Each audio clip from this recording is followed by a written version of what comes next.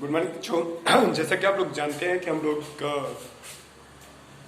Geography पढ़ रहे थे। ज्योग्राफी में एग्रीकल्चर कंटिन्यू किए थे। एग्रीकल्चर के बारे में मैंने आप लोगों को कल बताया था। कल मैंने आप लोगों को पढ़ाया था। I have explain about agriculture में राइस क्रॉप के बारे में हम लोग पढ़ रहे थे। और राइस क्रॉप में मैंने आपको वर्ल्ड रैंकिंग के बारे में एक्सप्लेन किया था कि एशिया दुनिया का सबसे ज़्यादा राइस प्रोडक्शन करने वाला कॉन्टिनेंट है। वैसे तो मैंने एक्सप्लेन किया था। आई हैव एक्सप्लेन दैट पूरे इंटायर वर्ल्ड में देखा जाए तो 600 मिलियन टन्स राइस का प्रोडक्शन होता है, जिसमें से मैंने बताया था कि 90% राइस का प्रोडक्शन अपने इंडिया में, अपने एशिया कॉन्टिनेंट में होता है। और ये भी मैंने कल एक्सप्लेन किया था कि टॉप 10 जो राइस प्रोड्यूसिंग कंट्रीज हैं दे बिलोंग फ्रॉम एशिया। हाँ, मैंने बताया था कि लास्ट जो 10th में से 9th में से जो रैंकिंग आती है वो कभी कभी अमेरिकी कंट्रीज या मिडिल अमेरिकी कंट्रीज के नाम आ जाते हैं, कभी रिप्लेस कर देते हैं, कभी जापान रिप्लेस कर देता है, जापान को रिप्लेस कर देते हैं। ठीक है, तो वो मैंने एक्सप्लेन किया था। बाकी 9th रैंक तक यानी पाकिस्तान तक के बारे में मैंने बताया था कि दैट इज फिक्स कि इंडिया में वर्ल्ड में ये countries largest producer of rice है। आज जो हम एक्सप्लेन करेंगे बेटा वो इंडिया के डिफरेंट स्टेट के बारे में पढ़ेंगे। डिफरेंट स्टेट की इंडिया में जो largest producer of rice states हैं वो कौन कौन से हैं। फिर हम राइस के ज्योग्राफिकल कंडीशन पढ़ेंगे, इम्पोर्टेंस पढ़ेंगे, उगाने के तरीके को पढ़ेंगे।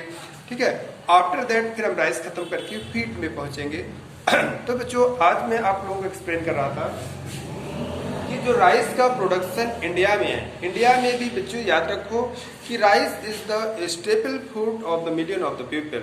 Means a large number of the people use to rice as their food in different ways. In South India, different types of the dishes of the rice are cooked just like आपका इडली डोसा वगैरह जो भी बनाया जाता है।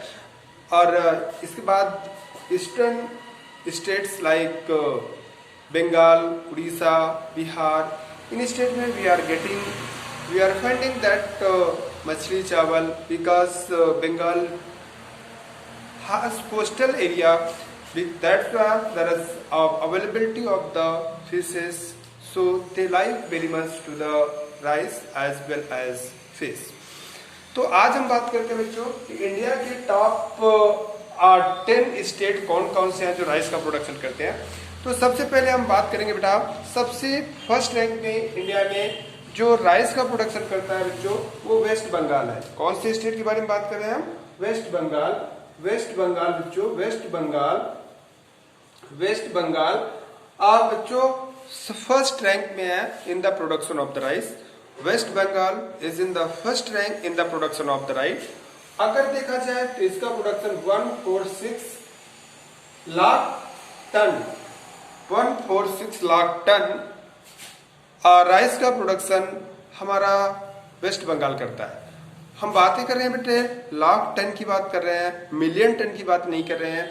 तो इस वजह से बी वेरी मच केयरफुल कि आप लोग कंफ्यूज मत हो जाइएगा कि इंडिया अकेले 172 मिलियन टन्स का प्रोडक्शन करता है, यहाँ पर अकेले वेस्ट बंगाल का 146 आ रहा है। नहीं, वो मिलियन टन में है। जो हम वर्ल्ड रैंकिंग पढ़ रहे थे कि 215 के साथ वर्ल्ड में चाइना फर्स्ट रैंक को होल्ड कर रहा है। इसके बाद 172 मिलियन टन के साथ इंडिया सेकंड रैंक को होल्ड कर रहा है in the production of the rice.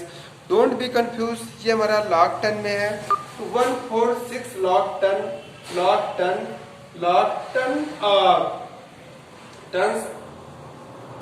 Rice का प्रोडक्शन वेस्ट बंगाल करता है और West Bengal is in the first rank in the production of the rice.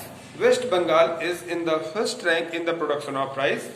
Second rank में बच्चों हम लोगों का उत्तर प्रदेश आता है। Uttar Pradesh is holding second rank in the production of the rice with the 140 lakh tonne. 140 lakh approx की बातें हम कर रहे हैं। अप्रॉक्स 140 के आगे भी कुछ होंगे, 1000 टन इस तरीके और आगे भी होंगे, 1000 फिर 100 फिर 10 फिर 1 ऐसा होगा। लेकिन हम अप्रॉक्स बात कर रहे हैं कि 140 लाख टन का प्रोडक्शन 140 लाख टन का प्रोडक्शन राइस का प्रोडक्शन उत्तर प्रदेश में होता है और उत्तर प्रदेश सेकंड रैंक को होल्ड करता है in the production of the rice. तो 140 लाख टन प्रोडक्शन के साथ Uttar Pradesh is holding the second rank in the production of the rice. Third में बच्चा आंध्र प्रदेश आता है। Andhra Pradesh is holding third rank. Andhra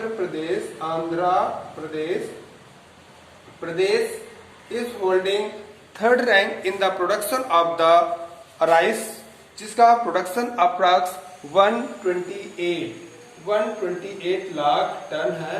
128 lakh ton. तो Andhra Pradesh is holding the third rank in the production of the rice with 128 lakh ton के साथ। फिर बच्चों 128 लाख टन के प्रोडक्शन के साथ आंध्र प्रदेश थर्ड रैंक को होल्ड करता है। फोर्थ रैंक में बच्चों हम लोगों का पंजाब में आता है। पंजाब जिसे अनाज का कटोरा इंडिया का कहा जाता है। पंजाब बच्चों 105 अप्रॉक्स 105 लाख टन के साथ हमारा लाख टन के साथ पंजाब 105 लाख टन के साथ Punjab is holding fourth rank in the production of the rice. After that Punjab के बाद बच्चों तमिलनाडु की पोजीशन आती है। तमिलनाडु पंजाब के बाद बच्चों तमिलनाडु की पोजीशन है। तमिलनाडु की पोजीशन लगभग 75 लाख टन के साथ क्या कहते हैं तमिलनाडु फिफ्थ रैंक को होल्ड कर रहा है 25 लाख टन राइस प्रोडक्शन के साथ। तमिलनाडु थर्ड रैंक को फिफ्थ रैंक को होल्ड कर रहा है। फिफ्थ रैंक को फिफ्थ बाद जो हम लगवाते हैं तमिलनाडु के बारे में। I have told you that Tamil Nadu is holding fifth rank in the production of the rice with 74 million ton, उससे 74 लाख टन के साथ प्रोडक्शन में तमिलनाडु। इसके बाद बच्चों बिहार की पोजीशन आती है। बिहार की पोजीशन आती है। बिहार की पोजीशन है। बिहार लगभग 72 lakh ton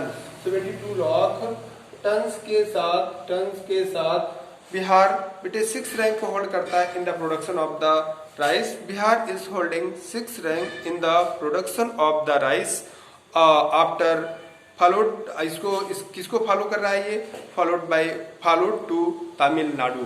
Bihar is holding 6 rank in the production of the rice with 72 lakh ton के साथ। इसके बाद बच्चों छत्तीसगढ़ आता है। छत्तीसगढ़ हम आपको बता दें बच्चों कि कल हमने एक क्वेश्चन पूछा था कि धान का कटोरा किस एरिया को कहा जाता है, उसको हम अभी बात करेंगे बेटे। धान का कटोरा किसे कहा जाता है हम एक्सप्लेन करेंगे कि छत्तीसगढ़ में जो हमारा बेटा छोटा नागपुर प्लेटिव है वहाँ से दामोदर रिवर निकलती है और फिर इसके बाद महानदी और नीचे चलेंगे तो हम अभी एक्सप्लेन करेंगे कि धान का कटोरा किसे कहा जाता है। इसके बाद बच्चों उड़ीसा की रैंकिंग है। Orissa is holding 8th rank in the production of the rice in India. After that Assam and Karnataka. Assam is holding 9th rank in the production of the rice 45 lakh ton के साथ। Assam is holding 9th rank in the production of। तो छत्तीसगढ़ मैंने बताया कि छत्तीसगढ़ में ही धान का कटोरा कहा जाएगा। किस एरिया को कहा जाएगा हम बातें करेंगे। तो छत्तीसगढ़ की बात हम कर रहे थे। छत्तीसगढ़ की बात कर रहे थे। लगभग 60 लाख टन के साथ छत्तीसगढ़ की पोजीशन आती है बच्चों। छत्तीसगढ़ की पोजीशन 7th रैंक आती है। 8th रैंक में मैंने बताया कि 8th रैंक को होल्ड करता है बच्चों उड़ीसा कौन सी रैंक को होल्ड करता है 8th रैंक को होल्ड करता है। उड़ीसा 8th रैंक को होल्ड करता है विद 58 लाख टन के साथ। 58 लाख टन के साथ उड़ीसा कौन सी रैंक को होल्ड करता है बच्चों 8th रैंक को होल्ड करता है। 8th रैंक के बाद असम की 9th रैंक आती है। असम की 9th रैंक है। असम लगभग 45 लाख टन के साथ असम की 9th रैंक है। और इसके बाद कर्नाटका की पोजीशन आती है। कर्नाटका की पोजीशन आती है लगभग 10th रैंक है 39 लाख टन के साथ। तो 39 लाख टन के साथ कर्नाटका की 10th रैंक है। तो in this way we are finding that India के मोस्ट टॉप 10 या लार्जेस्ट राइस प्रोड्यूसिंग स्टेट के बारे में हमने डिस्कस किया कि इंडिया की जो most top 10 rice producing state है उनमें से सबसे पहला के बारे में हम लोगों ने पढ़ा कि सबसे पहले वेस्ट बंगाल की रैंकिंग आती है in the production of the rice, जो कि 146 लाख टन के साथ है। फिर इसके बाद मैंने बताया ये बेटे रैंकिंग थोड़ी फ्लक्चुएट हो सकती है, बट ये टॉप लार्जेस्ट में लास्ट के कुछ रिप्लेस हो सकते हैं, लास्ट के कुछ स्टेट, बट ये लार्ज जो ऊपर के हैं वो तो टॉप 10 में रहेंगे। 1 2 सेकंड रैंक में कभी उत्तर प्रदेश कभी वेस्ट बंगाल रिप्लेस हो सकता है। तो हम बात कर रहे थे फर्स्ट में आप लोगों का बेटा जो राइस प्रोडक्शन में वो वेस्ट बंगाल है 146 लाख टन के साथ। सेकंड रैंक को जो होल्ड करता है बच्चों, सेकंड रैंक को होल्ड करने वाला अपना उत्तर प्रदेश है जो कि लगभग 140 लाख टन के साथ सेकंड रैंक को होल्ड करता है। थर्ड रैंक को होल्ड करने वाला बच्चों आंध्र प्रदेश है लगभग 128 लाख टन के साथ। और इसके ये अप्रॉक्स में बता रहा हूँ, थोड़ा बहुत फ्लक्चुएट करेगा क्योंकि ये 100,000 में भी इनमें वैल्यूज होगी। इसके बाद बच्चों पंजाब 105 लाख टन के साथ फोर्थ रैंक को होल्ड करता है। तमिलनाडु के बारे में मैंने बताया लगभग 74 लाख टन के साथ फिफ्थ रैंक को होल्ड करता है। तमिलनाडु के बाद फिर मैंने बात किया बिहार की 6th रैंक को होल्ड करता है। छत्तीसगढ़ 7th रैंक को होल्ड करता है। उड़ीसा 8th रैंक को होल्ड करता है। और असम 9th रैंक को होल्ड करता है और कर्नाटका 10th रैंक को होल्ड करता है। ये इंडिया के लार्जेस्ट स्टेट है which produce to the rice. तो इस तरीके से ये राइस के प्रोडक्शंस के टॉप स्टेट्स है।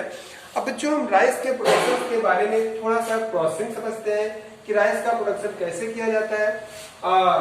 आफ्टर दैट मैं आपको एक इम्पोर्टेंट बात बता दूं। असम मेघालय की कुछ एरिया में कंटिन्यूअस पूरे साल राइस का क्रॉप उगाई जाती है। कभी कभी उन तीनों राइस क्रॉप के नाम बोल लेता है अमन, बोडो एंड अमान, बोडो और एक और कोई नाम है, कभी कभी पूछता है क्योंकि मेरे दिमाग से समय वो निकल रहा है। मैं अभी आपको याद आता है तो मैं बता दूंगा, नहीं तो फिर मैं अगले लेक्चर में देखूंगा और अगले लेक्चर में बता दूंगा। वैसे अमान, बोडो एंड मुझे मिस कर रहा है, थर्ड वाला नाम मुझे मिस कर रहा है। अमान, बोडो,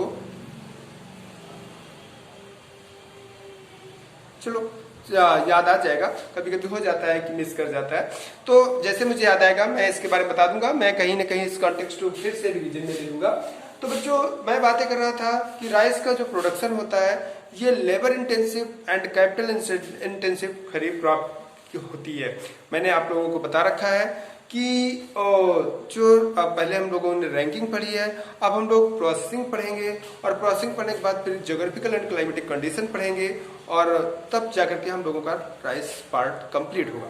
तो मैं बातें कर रहा था अबाउट कि जो राइस का प्रोडक्शन होता है वो कैसे किया जाता है, पहले ये समझ लेते हैं। तो राइस के प्रोडक्शन के लिए बेटे ये मस्ट नेसेसरी है, it is the necessary for the production of the rice कि सबसे पहले बेटे हम उसकी नर्सरी तैयार करते हैं। पहले हम राइस के बेस्ट क्वालिटी के जो सीड्स होते हैं मार्केट से उनको ला करते हैं। फिर इसके बाद उनको हम जर्मिनेट करते हैं, घर में ही जर्मिनेट करते हैं, वाटर में पहले उन्हें वेट कर देते हैं। फिर उनको कुछ ऐसी जगहों पे रख देते हैं जहाँ थोड़ी गर्मी होती है। गांव के लोग तो ताकि जर्मिनेशन के लिए बेटे वेट कंडीशन तो चाहिए, उसे भीगा तो होना चाहिए, गीला तो होना चाहिए, लेकिन टेम्परेचर थोड़ा सा कंपैरेटिवली हाई होना चाहिए। कम टेम्परेचर में कोई चीज़ देर से जर्मिनेट होती है। इस वजह से गांव के लोग बेटे इन चीज़ों में ज़्यादा अच्छे होते हैं। वो लोग क्या करते हैं कि जैसे चावल को पहले धान को भिगो देते हैं, जब जैसे जर्मिनेट करना होता है उसे भिगो देंगे। भिगो देने के बाद उसे 2-4 घंटे भीगने के बाद बच्चों वो उसको कलेक्ट करके बोरे से, जूट के बोरे से ढक देते हैं और उसके अंदर कुछ लोग कंडी, जो काउ डक की कंडी बनी होती है उसको लोग अंदर तोड़ करके अंदर इंटर करा देते हैं और उसके बाद ऊपर से उसको ढक देते हैं by the jute gunny bag. तो उससे क्या होता है कि उसके अंदर का टेम्परेचर उस काउ डंग की वजह से इंक्रीज कर जाता है और बहुत जल्दी जो हमारे सीड्स होते हैं वो जर्मिनेट हो जाते हैं। ऐसा गांव के लोग करते हैं, ऐसा मैंने किया है, या और लोग जो जिनको भी थोड़ा बहुत खेती का नॉलेज है वो इस तरीके की घटनाओं को जानते हैं। और इसके बाद फिर बच्चों वो क्या करते हैं कि एक फील्ड तैयार करते हैं और उस फील्ड में जा करके उस जर्मिनेटेड सीड को वो लोग को बोते हैं, स्टोर करते हैं। फिर क्या होता है बच्चों, धीरे धीरे करके नर्सरी बढ़ती है और नर्सरी जब लगभग 30 या 28 मतलब मोर देन 20 डेज या 30 डेज के अप्रॉक्स में हो जाती है, तो किसान लोग समझ लेते हैं कि अगर उसमें कोई प्रॉब्लम्स नहीं हुई है तो वो अब नाउ एबल टू प्लांटेशन। तो वो बेटा फिर एक एक नर्सरी के उस पौधे को एक एक पार्ट को निकालते हैं और इसके बाद उसको जाकर के फिर दूसरे मडी फील्ड को जिसे प्रॉपर टिलिंग करके मडिंग करके उसमें पानी भर करके फिर एक एक पौधे को वो लोग रोपाई करते हैं। ऐसे ऐसे करके एक एक पौधे की रोपाई करते हैं। आप लोग देखो जब बारिश होती है तो पेपर में फोटो आती रहती है कि किसान कुछ लेबर लोग कैसे एग्रीकल्चरल लेबर कैसे धान की रोपाई कर रहे होते हैं। ऐसा आप लोगों ने देखा होगा, वो लोग खास कर लेडीज ग्रुप को दिखाते हैं कि वो लोग कैसे क्या कहते हैं धान के फील्ड में एग्रीकल्चरल फील्ड में राइस फील्ड में धान की रोपाई करते हैं। You have seen to this in paper in starting of the monsoon.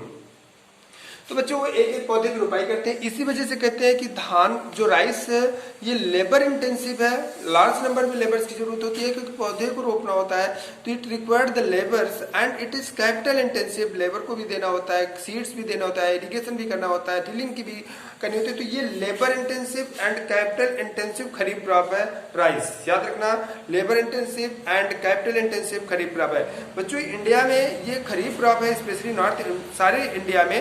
लेकिन जैसे असम में मैंने बताया कि वहाँ ओमान, बोडो और पता नहीं तीसरा नाम मुझे क्यों कंफ्यूज कर रहा है, ये जो तीनों लगातार क्रॉप उगाई जाती है तो वहां पर बेटे खरीफ क्रॉप नहीं हो जाती। वहां कहेंगे रबी में भी यही क्रॉप उगाई जाती है, वो अलग मैटर है, वो does not matter here, but normally ये खरीफ क्रॉप है जो कि उगाई जाती है in India.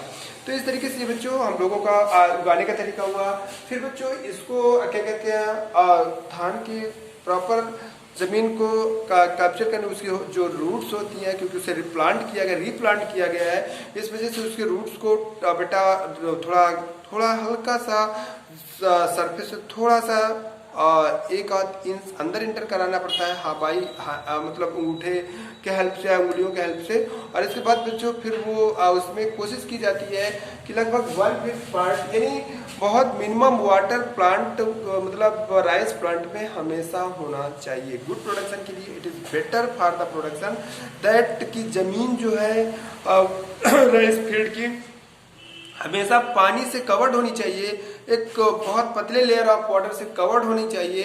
Best production of the rice का तब होता है, या मतलब उसके खेत में हमेशा पानी होना चाहिए। जबकि रबी क्रॉप में या व्हीट से जब हम कंपेयर करते हैं, व्हीट के क्रॉप में बेटे अगर 2 से 3 दिन तक पानी कंटिन्यूस भरा रह जाए, 4 दिन तक तो बेटा व्हीट क्रॉप तुरंत येलो हो जाएगी और बेकार हो जाएगी, सड़ जाएगी, तो व्हीट का प्रोडक्शन खत्म हो जाएगा। लेकिन राइस के केस में it is found that rice के फील्ड हमेशा वाटर होना चाहिए।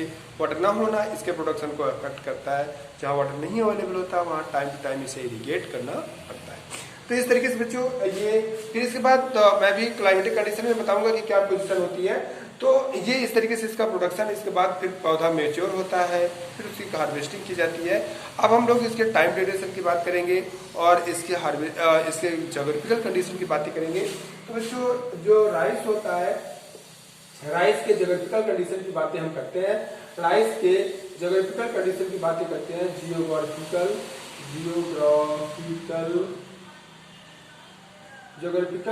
कंडीशन के बारे में बात करते हैं, जोग्राफिकल या क्लाइमेटिक कंडीशन की बात करते हैं।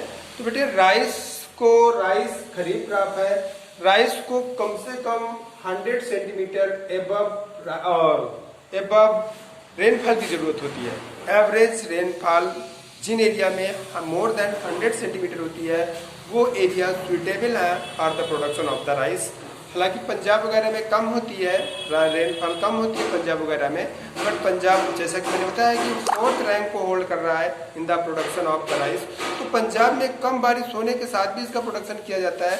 उसका बहुत बड़ा रीजन बच्चों कि पंजाब में इरिगेशन फैसिलिटीज़ है। तो इन लेस रेनफॉल एरिया, जहाँ पर 100 से less rainfall area, average rainfall area है, तो वहाँ पर राइस का प्रोडक्शन तो किया जाता है, but it is with the help of the irrigation. Irrigation के हेल्प से हम जो राइस का प्रोडक्शन करते हैं।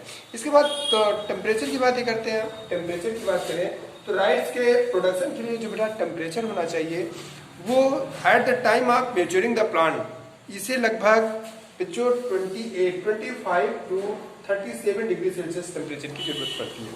25 टू 37 डिग्री सेल्सियस टेम्परेचर की जरूरत पड़ती है बच्चों हमारे राइस प्लांट को। मैं स्टार्टिंग बता दूं कि जैसे राइस प्लांट का बेटा प्लांटेशन किया जाता है उस समय it required the high temperature. जब प्लांटेशन किया जाता है इट रिक्वायर्ड द हाई, जब पौधा मेच्योर हो रहा होता है, ग्रो कर रहा होता है, तब इसे वाटर के साथ हाई टेम्परेचर चाहिए, बेटर कंडीशन में ये ग्रो करता है। लेकिन बच्चे जो पौधे में सीड का फॉर्मेशन स्टार्ट हो जाता है तो उस समय टेम्परेचर कंपेरेटिवली थोड़ा लो, मीन्स 22 से 25 डिग्री सेल्सियस के अप्रॉक्स टेम्परेचर की जरूरत पड़ती है। इसका रीजन क्या होता है बच्चा, क्योंकि उस समय जो सीड्स के जो इसका फ्लावर्स होता है उसको रिप्रोडक्शन की जरूरत पड़ती है। तो जो पॉलन ग्रेन्स है वो प्रॉपर्ली एक सीड से दूसरे सीड में पहुंच जाए। किसान लोग नहीं जानते बेटा, वो लोग जानते हो क्या बोला करते हैं, मैं गांव में सुना करता हूँ, वो लोग कहते हैं कि अरे जब बाली निकल रही थी खेतों में तो हवा चल गई और ऐसा लगता है कि खेत में फटका लग गया। वैसे वर्ड यूज करते हैं, फटका वर्ड यूज करते हैं। जानने की कोशिश करो फटका वर्ड क्या होता है बेटा, जब बहुत तेज हवा चलती है, थोड़ा तेज हवा चलती है तो क्या होता है कि पौधे के जो पौधे होते हैं वो हिलते रहते हैं। तो क्या होता है कि जो पॉलन ग्रेन्स का जब फॉर्मेशन होता है वो पॉलन ग्रेन प्रॉपर्ली स्टिग्मा तक पहुंच नहीं पाता है। ऐसा आप लोगों ने बायो में पढ़ा होगा कि प्लांट रिप्रोडक्शन के लिए जरूरी है कि पॉलन ग्रेन का generated by produce by anthers should be reach in stigma, तभी सीड का फॉर्मेशन होता है। तो बच्चों वो लोग हमेशा कंप्लेन करते हैं कि अरे अब बाली निकलते समय हवा चल गई, खेत में फटका लग गया। तो बच्चों जब पॉलन ग्रेन्स नहीं पहुंचेंगे स्टिग्मा तक तो क्या होगा कि सीड्स नहीं बनेगा और उसमें उसका जो आउटर स्ट्रक्चर है वो तो बन जाएगा। आउटर स्ट्रक्चर जो जानते हो बेटा, धान जो पैडी होता है वो कवर्ड बाई एक स्किन से कवर्ड होता है, फिर उसके बाद उस स्किन को निकालते हैं तो तब जाके हमारा बेटा क्या निकलता है, राइस निकलता है, चावल निकलता है। तो जो पैडी है उसमें वो ऊपर का स्किन तो बन जाएगा लेकिन अंदर जो राइस बनता है उसका फॉर्मेशन नहीं होता है। तो वो लोग कहते हैं हमारा खेत फफरा गया और हमारे खेत में प्रोडक्शन नहीं हुआ, फफरा निकल गया, ऐसा लगता है कि